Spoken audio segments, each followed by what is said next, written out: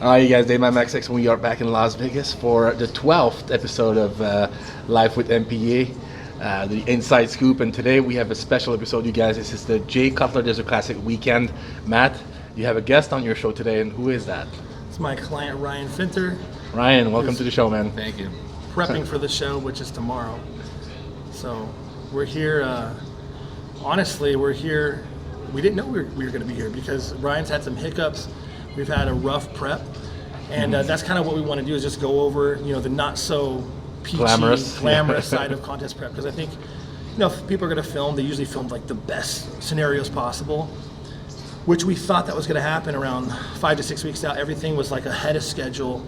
All cylinders were firing.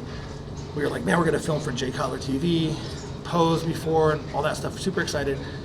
Things really hit the fan, and I think that's why I want to do this episode, just to kind of shed some light on like the realities and trials and tribulations that can happen to competitors when you're under a high stress environment. Your work environment's crazy, then you have the compounded issue with the physical stress, mental stress, anxiety, the nervousness for the show, all that stuff. So a lot of things happen with Ryan. It's been like the craziest 2 weeks. I feel awful for the guy because he's put in so much work.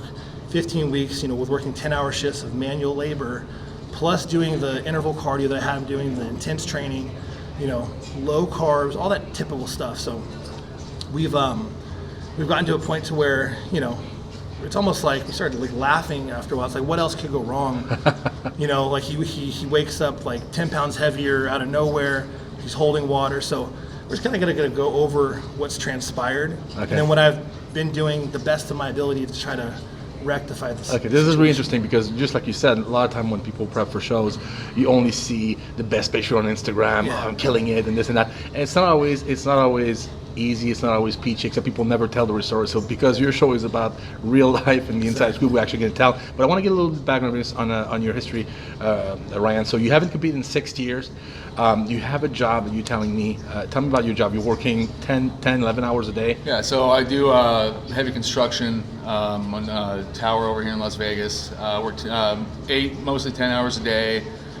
Pretty much it's nonstop working with iron, working with huge glass, working with heavy bolts, working with just pretty much nonstop heavy material at a really fast pace, and the expectations that we have are really, really high. Everything's done by numbers, so as prep was going on and as the dieting started to change, obviously my biggest worry, my biggest focus was I have to keep my numbers where they're at, I have to keep my work where it's at, because the days that I would lack are the days that they'll be questioning me, what's going on. You can't tell them, well, I'm getting over for a show. They don't want to hear that. That's the thing, I have to hide it and keep that discipline of doing the best I can at work, at the same time doing the best I can with following the diet, following the training, following the cardio. So tell me, when you work 10 hours a day, and when do you have the time to actually eat your meals or even train? Well, we do get our breaks. The thing is that me, it's like I carry around a microwave with me. You do? On a cart, yeah. I carry around a microwave. Yeah, it goes with me everywhere I go. I have to throw down my meals. That's worse than the scale, Jay. If you're watching this guy is crazier than I am.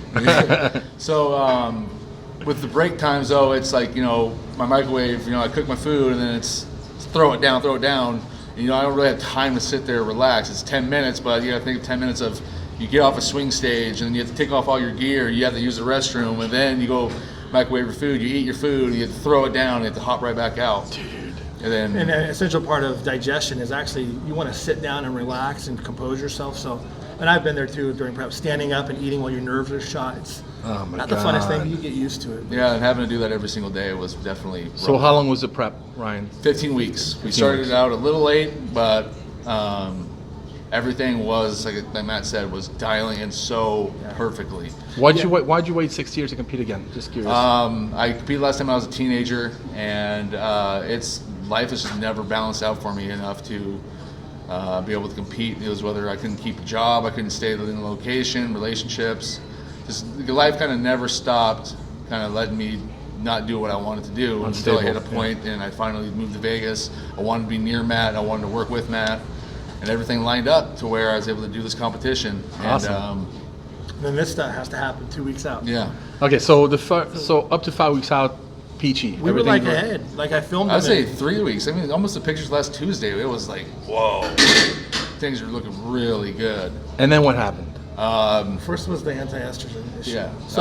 So he basically was just on a normal protection course for anti-estrogen. So his Arimidex was supposed to come on time to keep him going.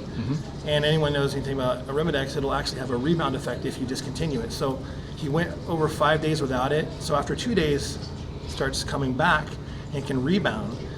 So that happened. So water retention followed, a little bit of a gyno flare-up. And he texted me, he's like, dude, he's like, I'm like 8 pounds heavier or more. He's like, my gyno feels worse. He's super disappointed. I'm like, oh my gosh. So basically I was trying to figure out what we can do. And I'm like, well, you know, I have a prescription personally for my exemestane, which is a suicide inhibitor, which is very strong, and it doesn't have an estrogenic rebound effect. So I took my own personal prescription. I gave him 25 milligrams for like 6 days, 5 days. Start that immediately just to try to hopefully dissolve the issue. But then, that's one thing, right? So then after that, Ryan was, which I'm totally cool with, was using prescription Adderall because he needs to focus at work and be productive. Like and you have ADD slightly also, actually severe ADD. Yeah, and severe, everyone has it to a certain extent, but people are more severe. So he was using an extended release version, which actually can pool in your stomach and cause gastrointestinal distress and make it feel like you have bricks in your stomach and it doesn't move food, which I was aware of, but I've never seen it happen. Usually people do really well on it. And so he was at the point where he's like, dude, I can't go to the bathroom, I can't move, my stomach's cramping, I feel waterlogged, and I'm like, what the heck? So that happens after the Arimidex issue. We're like at what, 10 days out or 2 weeks out? Yeah, and I'm like, days. man, this is, well, whatever, hopefully we'll rectify it. We can just pull water if it's water. Now he's stressing out. So now you got to think about, he was already stressed and anxiety ridden from work. Now he's worrying about his look, his water retention, and he already naturally, like we talked off camera, he holds water in the lower half, like his legs are big and round, but they hold water, they hold a lot of fluid, whereas his upper body's dry. So I'm like, regardless of all this, he naturally has a propensity to hold water. So now compound it with work stress already, now compound it with setback, curveball number 1 of the estrogen, then number 2 with the Adderall with his GI tract. Now he's really stressed. So then what happened? You actually felt so terrible with your stomach, you went to the urgent care. Yeah, it was when I got out of work on Friday. It was my last day of work before my week vacation to really focus on the prep. This digestion and just about everything just seemed like it was full force, just not working out. Stopped by urgent care just to get some sort of insight on what's going on. They told me that the fast-acting Adderall can have slow down the digestive muscles. So I'm thinking, okay, well, that's really stressful. That sucks. At the time, I don't really want to hear this, but I got a show in a couple days. I got a show in a couple days. She gave me some stuff to kind of just wipe out the Adderall fast acting because it doesn't have a strong, long half-life. Got rid of that. I was like, okay, cool. Digestion should be firing up because again, like we're on no carbs. We're literally just caught in tilapia monotony over and over again. Yeah, how can that clog? Yeah, and then all of a sudden. I wake up a little bit heavier. Okay, cool. Do what I need to do, and then all of a sudden I wake up the next day heavier. And I go to bed at night heavy. Jeez. With Matt, the thing with him that's been a huge help is the fact that I'm telling him I don't understand how I'm keep going. How do I not quit? Like this makes no sense. This is the biggest upset, but we just kind of never really stopped. Working forward. I mean, that was all the way till like a couple days ago, and then I'm like, listen, we're not gonna quit. You have family coming. We're gonna freaking try. I mean, I'm puzzled. I've dealt with so many scenarios, so many different people, and I've had similar things, but nothing that's been so puzzling to where his blood work showed up good, kidneys were fine, his EKG, his heart was fine. So he did all that, and which makes you think you got to think kidneys and heart whenever you're holding water and you're gaining water, but it wasn't like located on just his left side of his ankle or something really alarming. So that was good, but I'm like, this is so puzzling. So, but you told me something also off camera, and this is nothing against you, Ryan. But when you're a prep coach, also, you're always assuming people are going to be 100% truthful with you, but sometimes they're not. In your case, you were, but some other times, I'm sure. And I'll be completely honest. So, like, even though I know Ryan now and I trust him, I think he's so passionate. I'm like, always that like side of me. It's like, well, because I have other people that had similar situations to him, and they actually finally admitted that, okay, well, I was cheating or sabotaging myself. So of course I'm thinking like a little bit in my head, I'm like, would Ryan do that? I'm like, would Ryan actually? How can you not? Would he eat and stuff, and then also tell me with a straight face? I'm like, I just don't think the guy would do that because he's been working his butt off to be here, to train here, to do this show. it didn't compute to me, you know. And But as a coach, it's, and plus, like yeah. Ryan said, you know, whenever people do that, you at least get fuller and rounder and like voluminous because you cheat, you have glycogen. I mean, Yeah. he was like flat and watery. Oh, My yeah. glutes were, I mean, there was one night where I was really having a downspin with digestion and everything. My glutes were non-existent. Muscles were just non-existent. mush. That's not a good look. No, and it literally looked like, I mean, like as far as like how I felt and the water retention, like I ate a cheeseburger and pizza and fries, but the muscles were gone. And I'm telling Matt, like, you know, like I know he's smart enough to be able to see, like with my pictures, like if I'm cheating, you know, and stuff like that. So I'm telling him the truth. Dude, I'm not even digesting cod. I'm not even digesting water. There was a time where I wasn't even getting water through me. Jesus. I drank 2 gallons of water and it was just sitting there. It's like Wow. whatever's going on with my stomach, my digestive tract or whatever, literally plugged up. And then, you know, I'm thinking like, well, maybe he has some stress-induced ulcer, maybe he has some type of appendicitis or something. You know, you always think I'm trying to troubleshoot. Yeah, yeah. So regardless, obviously, you know, I'm not a gastroenterologist and I'm not a doctor, but I can only troubleshoot and guess as best as I can. So finally we're at the point where I'm like, screw it. And I told you, like we said off camera, I'm like, this is real life with MPA. So I'm like, well, I'm going to do something a little bit out of my comfort zone. And we're going to just try some diuretics early to see if his body actually will finally just pull the water off, you know. So like we said, I tried the HCTZ, which is a thiazide class diuretic, which is potassium, or actually HTCZ is not potassium sparing, thiazide is. HTTZ alone is just going to pull sodium, potassium, all that stuff. So we did that, 12.5 milligrams, no effect. So he woke up not really any tighter or drier. He's up to like 230 at this point, right? From like 216 to 230. 229 or, Wow. Yeah, I was up in the higher Wow. 220s. Yeah, so Well, he's, that like, sucks, he's man. quite a bit above baseline. Wow. So I'm like, okay, the ACTZ didn't work. Let's pull out the big guns, which I hate. So let's do, you know, a loop diuretic early. So the Lasix, oral, like we were saying, so oral, 40 milligrams. The bioavailability is kind of weak, so you might, depending on the person, their genetics, they might absorb maybe anywhere from 20 to 40% orally, whereas injection is 100%. Like I said, you can take the Lasix injection and use your clock, and within 5 minutes you will be urinating in the toilet. With the oral, it's a little bit more unpredictable. It should hit you around 1 hour. We did that the first night, a couple nights ago, and he started to release. He released around 6 pounds. Wow. He was better. He woke up better, drier, legs were a little bit more separated, the water retention was lower. The pressure to my stomach was gone. Yeah, the Good. pressure in his stomach was gone. Of course, I had him. You know, I want to preface this, guys, whenever we do things like this, we try to be as safe as possible because health is first, but of course you do take risks in bodybuilding. course. So I had Ryan, of course, load up on potassium chloride because Lasix will pull potassium, chloride, it will pull sodium, magnesium, all that stuff. So potassium chloride in the form of new salt, which is a salt substitute. For anyone that doesn't know, like salt substitutes actually use potassium chloride, which is salty in and of itself. It has a sodium-like taste, but it's potassium. So, and it's very potent. It's like 600 milligrams plus per quarter teaspoon. Anyone knows anything about potassium at, you know, like a supplement shop, they only sell you 99 milligram pills. So you can only imagine a quarter teaspoon has 600 milligrams. That's potent. Wow. So that can rescue you out of an emergency in the case of loop diuretic. So he has the salt substitute on hand. V8, like we talked, which is a combination of sodium and potassium. I did not know that. So yeah. V8's like a rescue cure because it has tons of potassium, tons of sodium. And then of course, he's already sea salting all of his food. So he has these things on hand just in case something wonky happens. So after that, so the diuretic, the Lasix, he woke up. Of course, I wanted him to drink water as normal. It's 2 gallons. Started putting back on water. His legs started blurring out again. He's frustrated. He's back up to like 226. Jeez. I'm like, well, you know, maybe we can keep doing like a Lasix before the show or something. At least pull that 6 pounds off. We kind of have that down, right? Because we already tested it out. So then I'm like thinking, you know what? Let me think about this. I do have another loop diuretic on hand, which is very powerful. It's Diuretics, right? So Diuretics is also in the same class. It's a loop diuretic like Lasix. However, the oral absorption is a lot more efficient.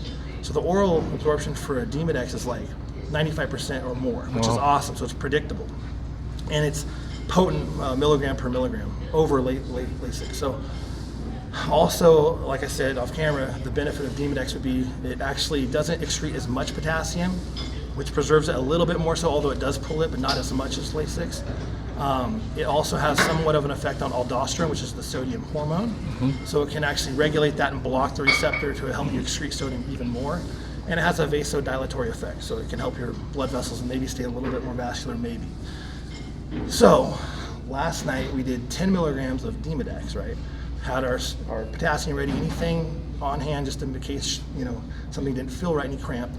He woke up 10 pounds lighter, went down to 216. Boom. Drier.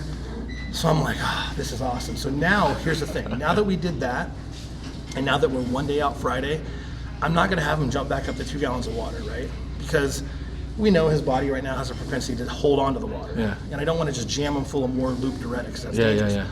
So I'm like, all right, so now on Friday, this is what we're gonna do. Of course, it's all audible. Game plan can change at any drop of a hat. Right. We're gonna do whatever you urinate out. I'm gonna have them actually urinate into a shaker cup or some type of 40-ounce cup or bowl. Measurable. Yeah. Measurable. And you're gonna actually replicate that and drink enough water to match what you urinate out. So you'll put back in what you excrete. So now we can maintain that 216, 218, give or take, with urine output versus the intake back. Wow. So that's what he's doing all day. And then I can make the judgment call to add any more Diuretics if needed.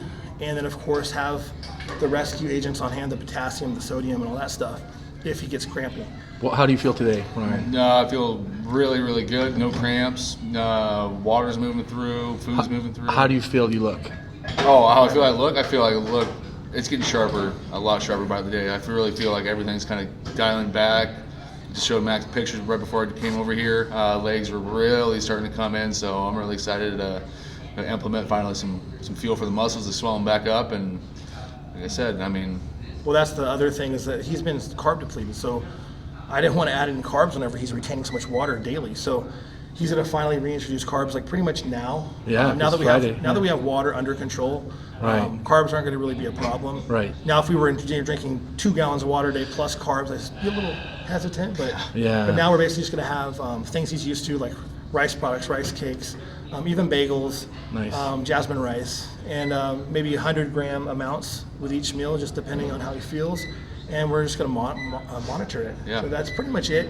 Like I said, we're in no man's land now. His body's been so crazy, but we just wanted to give you like a true insight of like these things happen. People never talk about this stuff. You gotta think like we try to predict the body as best we can. I try to know the ins and outs, but it's like internally the body's such a crazy complex system. It's like the stress, the anxiety, serotonin, dopamine, aldosterone. You have all these hormones, estrogen, and then of course how everybody interprets that stress personally is different. Yeah, yeah. So it's just one of those things, man. I think it's an interesting topic to go over, kind of what we've done so far, explaining the troubleshooting process.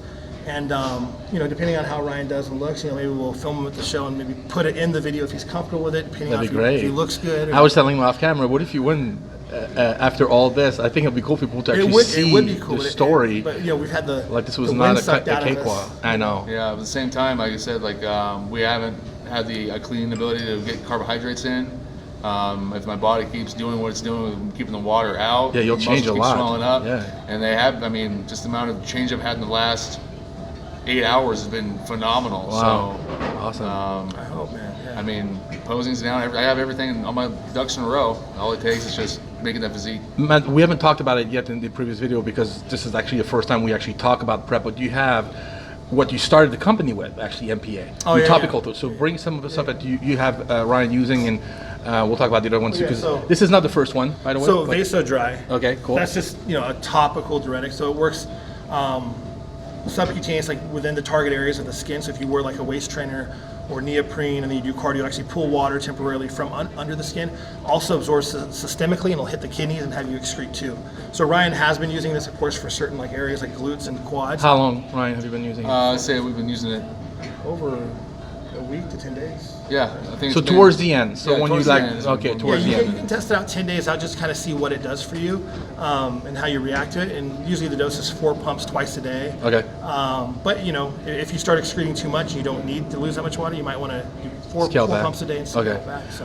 We'll talk about the other ones too. There's more. So Vasoburn was at the brunt of the prep. That's so, the original. Yeah, so Vasoburn is the topical capsaicin and yohimbine, and then Ryan will use that pretty much from like either from the start 15 weeks out or 12 weeks out, all the way until a week out, because the yohimbine has the potential to hold water. So we'll pull that about a week out. And you switch it And we'll to switch this. it to the Vasodry. Gotcha. Right. So yeah, that's a stable, and of course he's been on the cortisol, which to lower stress, but with his stress, I don't know if he can get penetrated. You need with something anything. extra strong for him. Yeah, so it's case to case. It's different. I know. And it's different with each prep too. Like he might have another prep that's totally different variables. So. Well, maybe just the fact that his job, of course, and of course this is the first contest in 6 years. His family's coming. All that stuff is added stress to the table. The biggest lesson I learned out of this prep was take more time off of work before the contest. Because, like I said, the hardest part of my prep was my job. That was the hardest part, and that did put a lot of anxiety and I felt stress that kind of ruined my stability that I had mentally. And they switched your hours towards the end also. You kind of got used to the schedule at first, but then towards the end they switched your hours, so now your training time is all screwed up and all that stuff. Exactly. I've always been used to waking up early, doing my cardio, and getting off of work about 3, maybe 4 o'clock, and all of a sudden it goes from 7 to 3:30 or 7 to 5:30, and then it goes to 2:30 to 10:30 to 12:30 at night. So you have to go train after that? Yeah. 11 o'clock? Yeah. Plus you already had horrible sleep. Yeah, already not sleep. Kind of worried me. He could melatonin, valerian, Benadryl. Now he's like, dude, I can't sleep. And I'm Do you have anything for sleep in your brand or no? I've had a product in the back burner made. Okay. However, it's interesting you mentioned that because I have it ready to go for last year. Okay. We just found out one of the main ingredients just got banned a week ago. So good thing we did not release it. Damn. We would have had to pull it. Can you find something else? I can find something else, but I liked what was in bummer. it. Okay. But yeah. So many people have a hard time sleeping. So many people. Well, the thing is, it's hard to stay asleep because when you're in that dieting mode, blood sugar levels spike, hunger spikes. You might get to sleep, but you'll wake up. Yeah. You have to pee so much. Yeah, that's right. And there's other things you take to keep you up as well. Yeah. Ryan, thank you so much for coming today, man. I'm glad that you worked things out in the end. Mike said he talked about you a few weeks ago to have you on the show, and then we spoke, 2-3 years ago, and he says he's not coming. And today you're coming, so I'm glad you're here. I'm glad things worked out, and I hope the best for you, man. Ryan's going to be competing in the heavyweights in the opens, right? So the Jay Cutler Desert Classic. Keep an eye out for this guy, and then I hope we get some more footage after the show, hopefully in the winner's circle. That'd be kind of cool. That's what I'm hoping for. Big Matt, thank you as usual. All right, good luck, guys. Tonight, then number 175, Ryan Fenter. All right, nice job. Get that awesome medal on. And we're gonna get a front double bicep for the cameras, please, you guys. Make it a good one.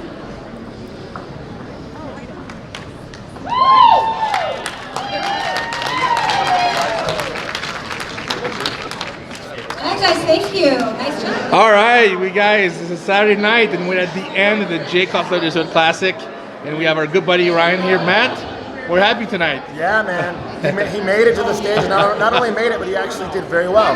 He cleaned out. He cleaned out overall novice, his class novice, his class open.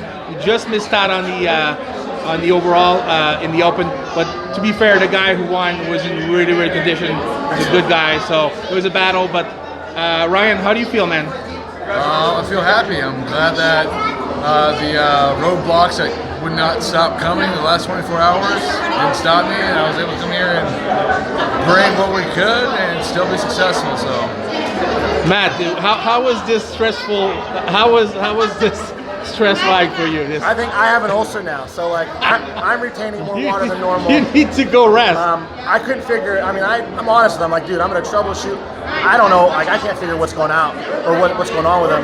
Even we had roadblocks even like in the middle of prejudging to the night show. Wow. But the point is, Ryan was impressive enough to win at like 75%. If this kid gets himself 100% dialed in and his brain perfectly stable for focusing, he's gonna be crazy. He's got a great structure. Jay was just telling him that off camera. He's got great structure, very wide in shoulder, tiny waist, nice flare in the quad. So you get a lot of gifts. I think you just need to, just takes time, I guess. Stay healthy. That's my biggest thing. Yep. What's the plan now?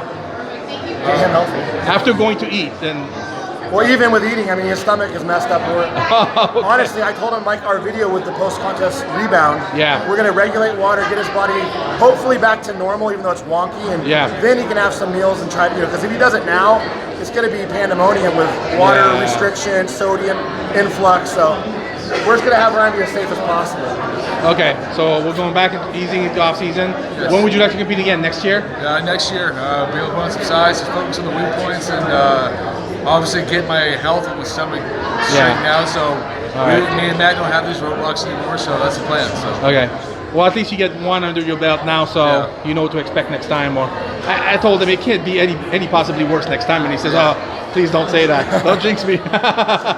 But that's what happens. We made it, and I'm really happy. I'm really glad that we talked about this because, just like you said before, Matt, when people compete, they always have tendency to only show the good days, when you look great, the good Instagram pictures. You don't ever hear about all the stuff that could happen and could go wrong. And it's still possible to end up on top or close to the top. So I'm glad you guys did this. Even today, about 3 hours ago, was not good. I was questioning if I could even make it. I was just repetitive, throwing up, fixing that. Matt's like, I don't think he's gonna do anything. I don't think he's gonna show up, but I still made it through and pulled off what I could. So awesome!